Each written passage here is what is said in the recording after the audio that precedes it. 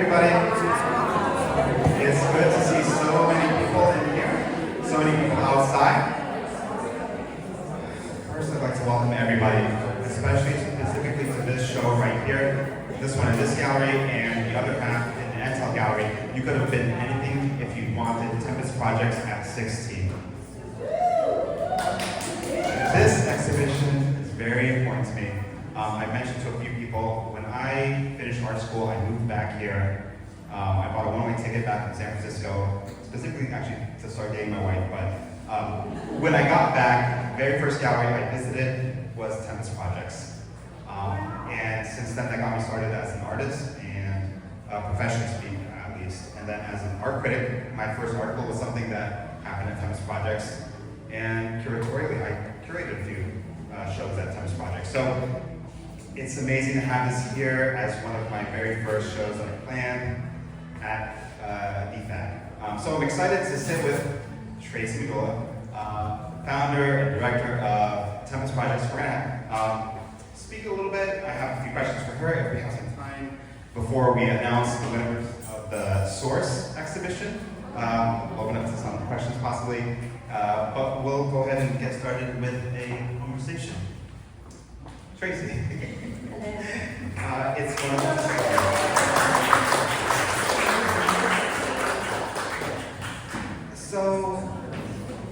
So I mentioned first of all that you're the founder and director of Tempus Projects. Can you tell us a little bit, especially for people that might be especially on this side of the day, what Tempus Projects is, what its mission is?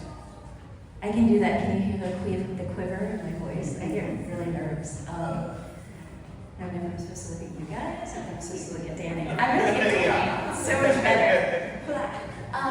Yeah, Tempus Projects is a nonprofit arts organization that functions primarily as an exhibition space. Right now, 2 exhibition spaces. But we also host events, workshops, talks, and we have had in the past a pretty robust residency program, which we are just getting back into action again. Actually, the artist gets in town on Sunday. So, yeah. Okay. And so when I first interacted with Tempus Projects, it was in a garage behind, I think, like a strip mall. And so Tempus Projects has been around for a while. First, can you tell us about the origin story of the space? Absolutely. Tempus Projects came out of a previous nonprofit that I was running called Five Art, and I was loving it. We had a great time with Five Art, and then I had my first lesson in what not to do with your board of directors, and I got somebody on my board that helped me to death.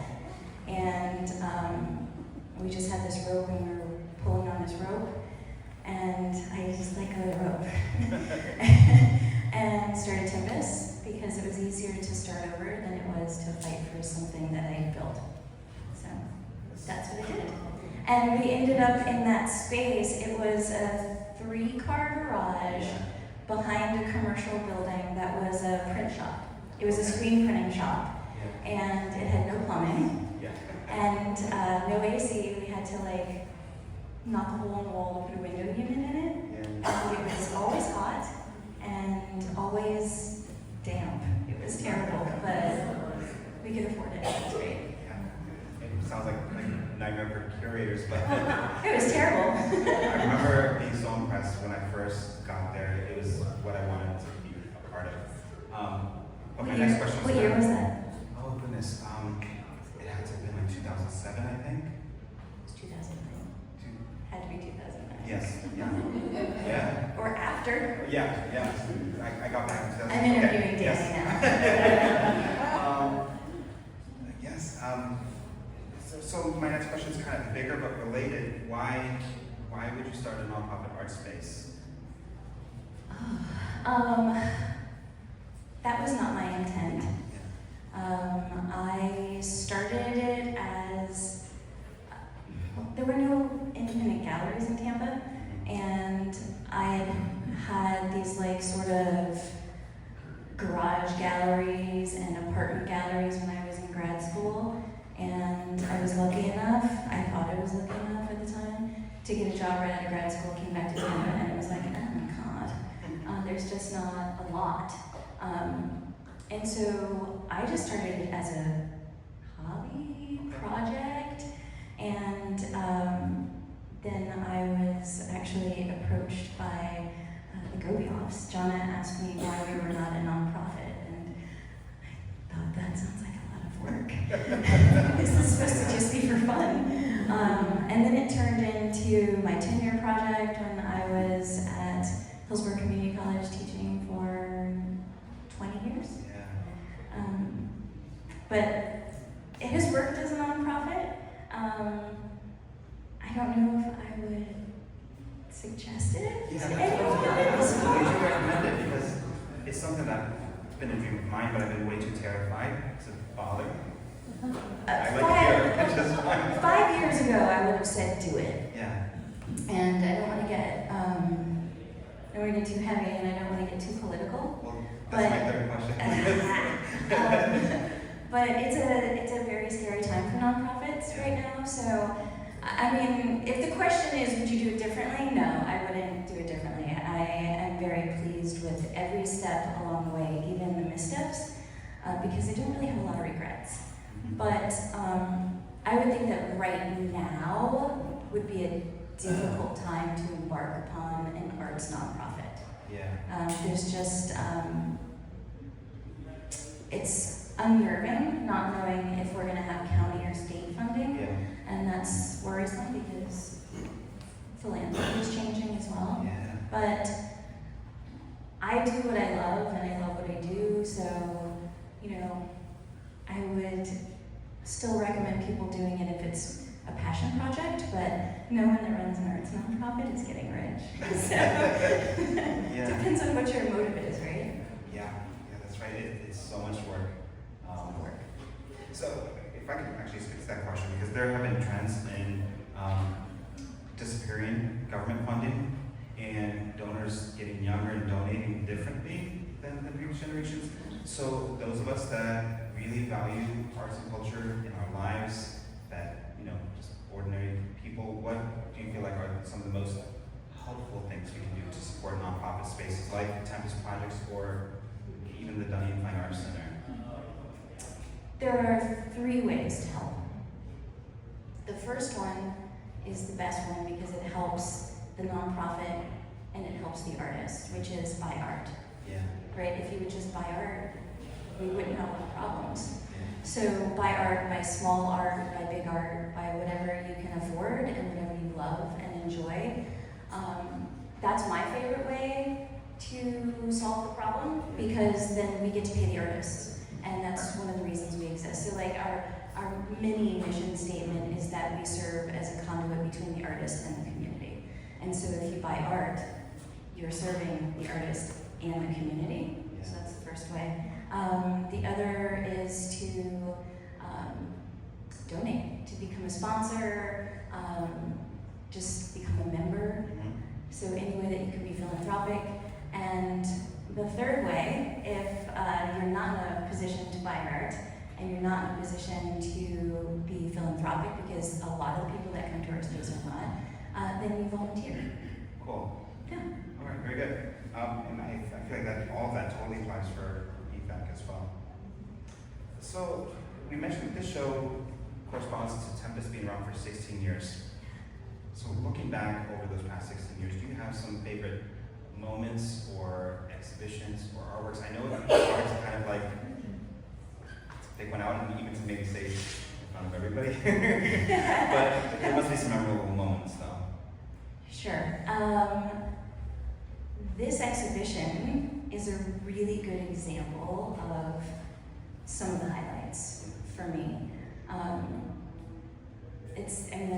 The obvious answer is these 16 artists are super important and have all had very memorable moments for me. They've all allowed us to grow in one way or another.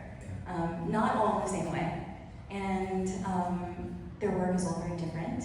And by the way, you did a lovely job curating this exhibition. You did a great job. It's a beautiful show. All I did was give Danny a title and 16 names, and then that these artists are very special to me because they aren't just artists that we featured, they are artists that pushed us forward. And there are other artists that have pushed us forward, but some of those I don't feel like it was a mutual push forward for us. Like we hosted a Duke Riley exhibition that I was so nervous about because it was Duke Riley, and I was like, what if he doesn't like it? Yeah. He's not coming into town until after it's installed, then it's too late. The installation was difficult, but I loved that show. I remember. I really loved that show so much. I especially like that one, and I don't think Jen is here yet, so that's going to be because it won't make me as nervous saying so. That is one of my, I spilled her name.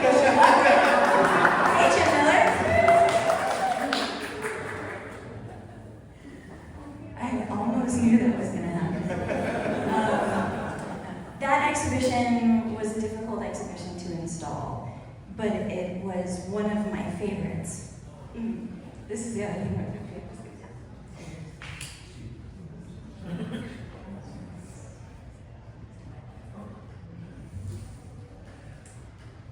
That show was a really good example of working with people I love working with. Yeah. So, she just walks in. It was fun. Jen Miller is fun to work with. Yeah. And problem solving with her is very fun to do. Yeah. And we ended up with that show beautifully hung, but at the last minute we didn't have lighting. And we just kind of hop in the car and go and figure things out. And, those are the kind of moments that are very memorable to me. I know it seems like a silly thing to get a little bit stuttered on. Yeah. But I like problem solving, and I like problem solving with people that I love and I respect. Yeah. So those are the experiences. It's not always about the art or the exhibition. It's about enjoying what I do and enjoying who I do it with. Yeah. Yeah. I get it. I feel the same thing. I feel weird complaining whenever I do complain about my job because I know it's much more fun than most people's. But also, like you mentioned, to do this job, we do it because we love it rather than paying it, obviously. And I was thinking about the same thing here for this exhibition. Everybody had a piece in putting together. I brought my CFO to ask him for some tips on a few things. Awesome. But it is like that. It's also nice though that even though it's a high stress job, because you want to make sure that the people you're representing are happy. When my stress level is very high and I feel like it's going to crash and burn, on the way to work I think, you're not a doctor. No one's going to die today, and you're not a lawyer. Nobody's going to be put away if you mess up. You're just going to have an artist that's mad at you because you hung something wrong. It wasn't lit properly, so that's how I get through it. I Because said I'm that pretty yesterday. high-strung. I hate to really high-strung you, but That's okay. if there was an apocalypse or something, one of the 10 people that would be saved has to be an artist too. Kind of really, they really matter. Yeah. But it is something I thought about. So when I wrote the text for this, it's kind of a weird relationship with nonprofit spaces specifically, like Tempus, like DFAC have, that they rely on the community to survive and to grow, to be built up, and in turn the community relies on the space for high quality exhibitions to be able to participate artistically in their own community in ways they can't at for-profit spaces. So it's a very interesting and kind of vital relationship. Yeah, I think that's an important thing to mention.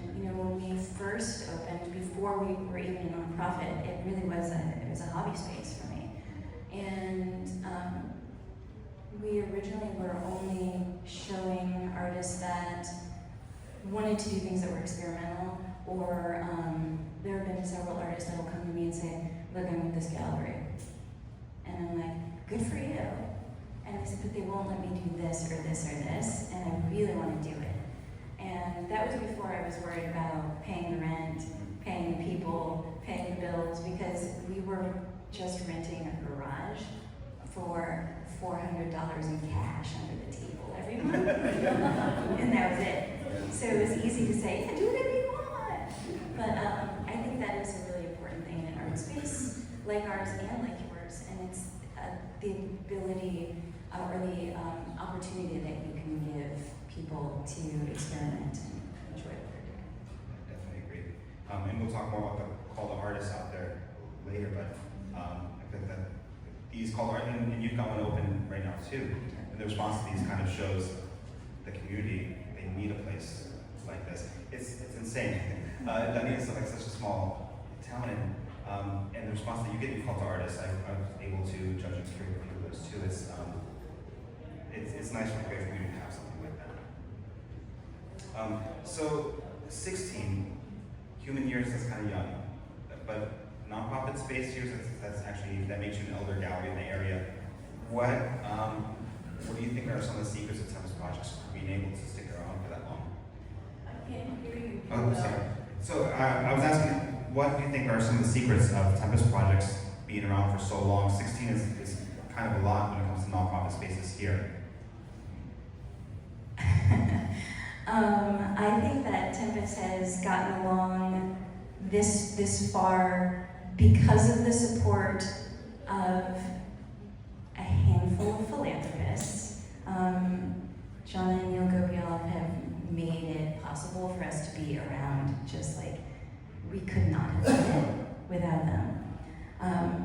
Aside from that, I'm just very tenacious. I'm not afraid to fail, but I don't want to fail in front of other people. And I will just keep going. I will scream and yell and cry and embarrass myself, and then just get up the next day and do it again. We've had dry spells where we haven't had money.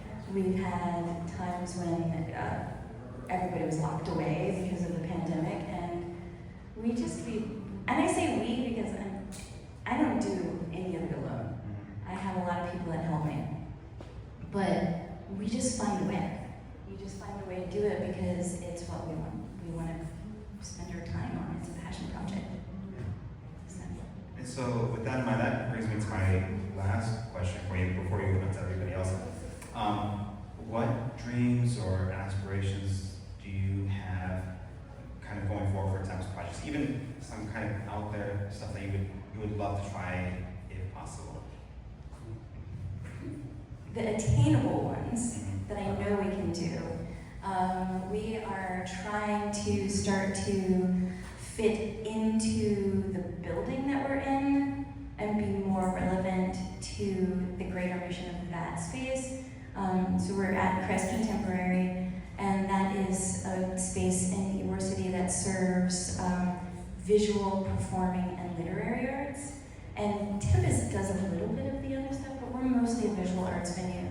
So we've done living room concerts in the past. We've had people come out and they're like, I have to do a cello concert for my graduation. We do things like that, but I would like to see more performing and literary arts. And I think that's very easy to do. People want to do it. It just takes a little more time and a little bit more money. And the time is something that it just creates itself. And the money usually does come. Yeah, we've never been like, sorry, we can't pay rent this month. We've said, sorry, we might not be able to pay rent next month. But we always get it done. So I'd like to expand those opportunities, and I would love to grow the residency program to be a little more robust again. It was really it was fun. It's a fun program. It allows me to meet new people. That I think is easy too, because everybody wants to come. The crazy goals, long term, and they're selfish, they're a little bit more about me, because I will probably work forever. I don't know if I'll really ever retire, but I would love to have a residency program that was elsewhere and run it elsewhere in my older years, and give people an opportunity to go to Ybor City for for the residency or go to this exotic, faraway place that I'm living. I would love to expand it. I would like to continue to work even after I maybe should not be working. Very nice. Also, My big goal is that I'm going to work forever. Those are my big dreams, work forever. No. That sounds about right. It doesn't sound right, Danny. So those are my questions. I'd love to open up to the audience. We have about 10 minutes left. Go ahead. Could you stand up so we can all see you when you talk to us? Oh my goodness. That is like the most terrifying question of the night. I guess so. Oh boy. Here I am, feeling super self-conscious. Where is Tempus? Tempus Projects is in Ybor City on 7th Avenue and the old Crest Building on 7th. Not to be confused with the big, beautiful, gigantic sister of the building that's in downtown Tampa that people call me from really angry. Oh, it's like, I'm outside the Crest and you're not here. I'm like, what's the wrong Crest Building? We're on 7th Avenue, very close to the corner of 7th and 17th. What? Maybe I missed something. I couldn't hear everything well. Are you a member-based group? We are. Thank you, sir. That is one of the ways that you can contribute. We have a membership program. It's a tiered membership program. It starts at $40 and goes to however generous you are. We actually have a really fun program called our Sustainer Container Program. It's a locker program, so we have a little tiny room that we don't know how to name it. Stanton's store, Embrace the Arts, gave us the money to remodel it, but it's our kitchen, it's our office. We are now calling it our locker room lounge. So we have 80 lockers that are in that room, and members that have a $100 membership have a bottom, middle, or top locker, and we stuff it with gifts throughout the year. These are business and artists both that join for different reasons, or? Oh, that is a philanthropy membership program. Artists do have memberships, but we don't have an artist membership program. No, we don't have no, we don't. I feel like we're inclusive enough that we don't need to do that yet, but we also couldn't manage it.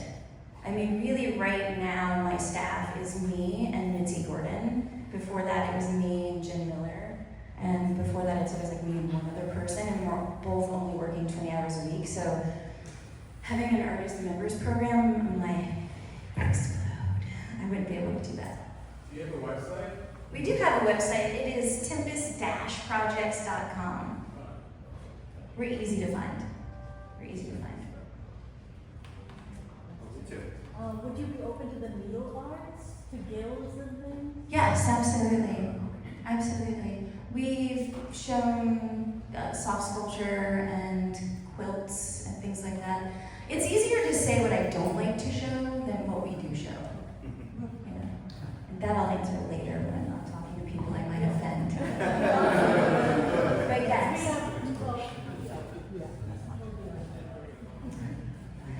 Any other questions? I think we'll put Tracy over to Misery and call it there. Tracy, I want to thank you so much for joining us. Thank you.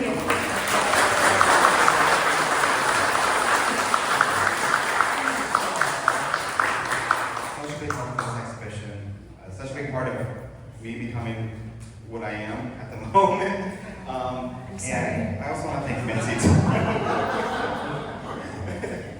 I want to thank Mitzi as well for helping out with this exhibition and all the artists involved, and especially all of you for attending, joining us for this talk. Please feel free to look around. We're going to be announcing the award winners for all the artists in about 7:15, so that's about 20 minutes from now. But until then, enjoy yourselves and